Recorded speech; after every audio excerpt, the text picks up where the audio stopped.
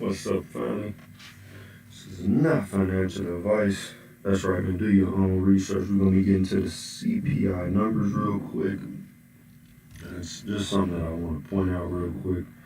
Just really talking about the diesel prices. So, diesel surges for a third straight week. So, it's typically is not good for the inflation news. So, it mentions the rise in the U.S. average is 11.2 cents for the week of August 7th.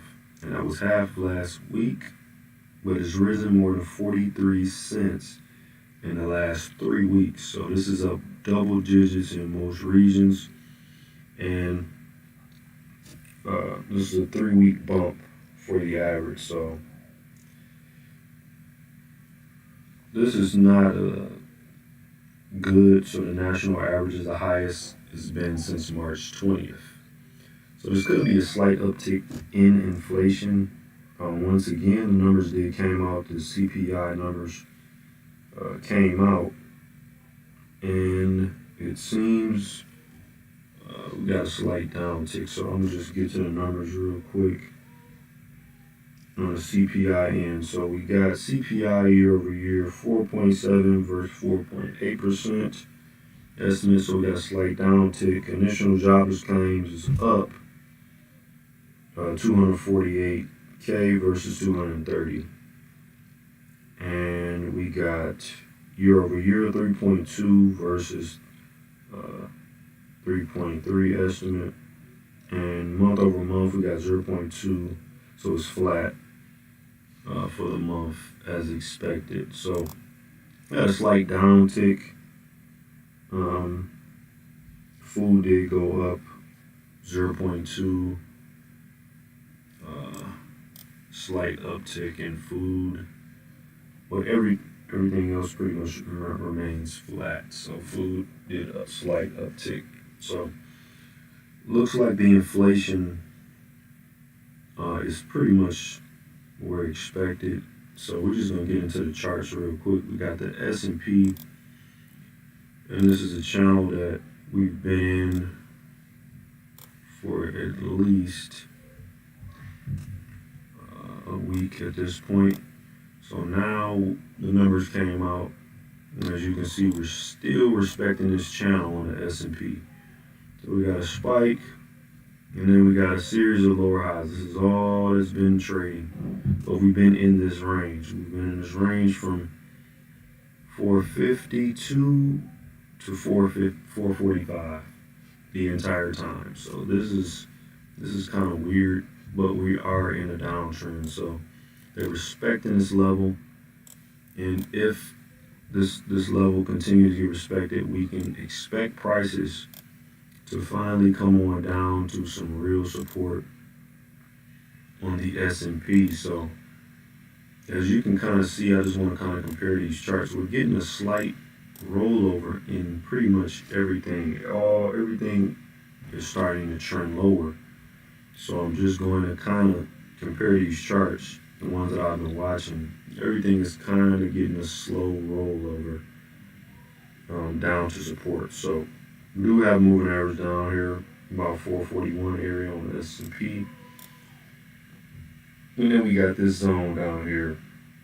It's 420 to 415 level.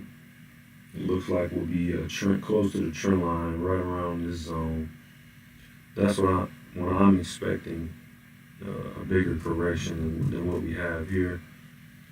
And I do like them to come back and close this gap down here at 442 today. That will be the expected target for the S&P. So I'm going to kind of go to some charts that I've been watching pretty closely. We got NVIDIA here. NVIDIA is finally starting to break down, and this thing can roll all the way back over to 370. So this could be a huge move. If we just want to kind of zoom in on NVIDIA.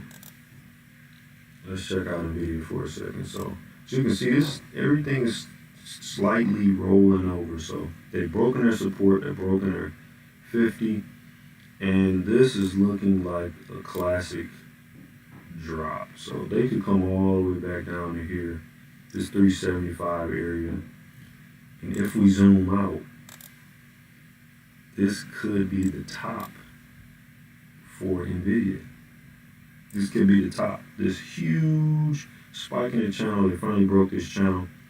And this could be a drop all the way back down. They never tested this breakout area. All the way back down to 340, what is that, $347. So this could be a huge move on NVIDIA. Huge move. If this thing drops, it's going to be quick too. It's not going to be, and if you can see this thing dropping, the market is going to go with it. This thing has defied gravity for long enough. Microsoft, we're going to kind of zoom in on Microsoft real quick. Same exact scenario. Slight rollover, everything is in a downtrend at this point. So we came up here, broke the highs, and now we're coming on back down. So we could get a huge move back on down to some support down here. Got a lot of gaps to fill on the NASDAQ. Then we got Tesla. Tesla has been probably the worst traded stock. Like in the past month, this is just ridiculous. This thing has just been chopping sideways, chopping down, just slow grinding, popping up. This thing is just incredible, man. Tesla finally got some. We could finally see Tesla roll. We respected this trend line. We finally get some push back down, maybe to around 220 to 200 level, somewhere down in here we can get some support on this thing, because this has been a crazy pump on Tesla. So we can see a move back down to around 220 to 200. Anywhere in this area will be a nice area of support on Tesla. Then we got Apple. So Apple is pretty much holding, doing what it do. It came down at a huge drop and they consolidated at their next support level. So Apple's holding up pretty well, surprisingly. They just tested this breakout level where they broke out from this huge support up here, where they hit multiple times, failed break outside, dumped all the way back down. Now we're at support. So we could see another, if we break this level, this 174 level, this could be a huge dump all the way back down to about 160 to 150. So anywhere in between this area, 150 and 160, we could find some support down here finally on Apple for a potential buying opportunity. But if you look at the bigger picture, what I'm noticing here,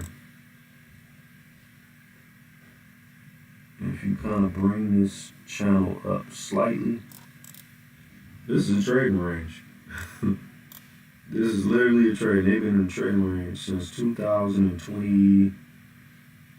This started in 2021, October. So July, they came up in here.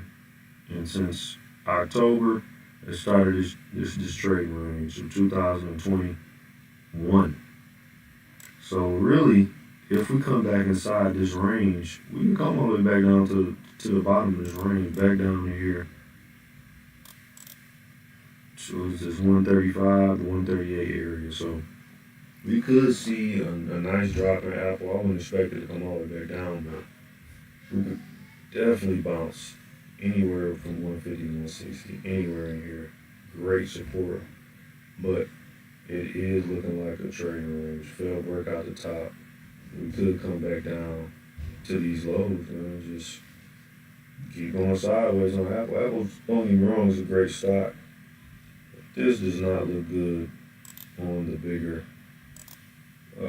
time frame. So I'm just going to cover this last one on the Qs, what I'm watching.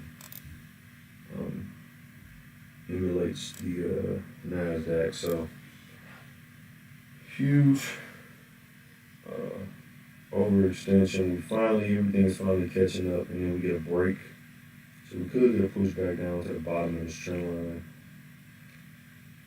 Or we could retest this 330 area down here. So this could be our zone. So we never really tested this breakout zone down here. We got plenty of gaps to fill on the way down. But this is probably the first target around 360. Nice support up in here.